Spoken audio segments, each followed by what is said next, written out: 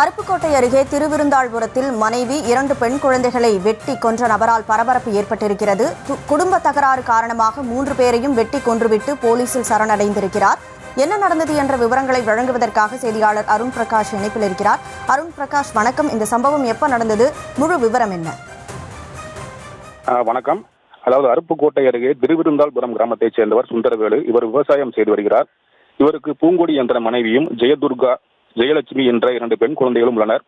இந்த ஜெயதுர்காவிற்கு 10 வயது ஆகிறது, ஜெயலட்சுமிக்கு 7 வயது ஆகிறது.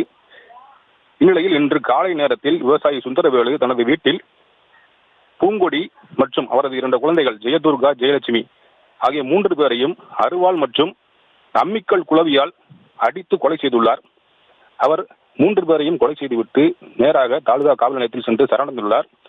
இந்த சம்பவம் குறித்து தகவல் அறிந்து விரைந்து வந்த அருப்புக்கோட்டை தாலுகா காவல் நிலைய போலீசார் சம்பவ இடத்தில் தடயங்களை சேகரித்து விசாரணை மேற்கொண்டனர். மேலும் சம்பவ இடத்திற்கு மாவட்ட எஸ்பி கண்ணன் நேரில் விசாரணை மேற்கொண்டார். தற்போது இங்கு தடயவியல் நிபுணர்கள் அங்கு கைரேகைகளை சேகரித்து வருகின்றனர். குடும்ப பிரச்சனை காரணமாக இந்த கொலை நடந்துள்ளதாக தற்போது முதற்கட்ட விசாரணையில் தெரிய வந்துள்ளது.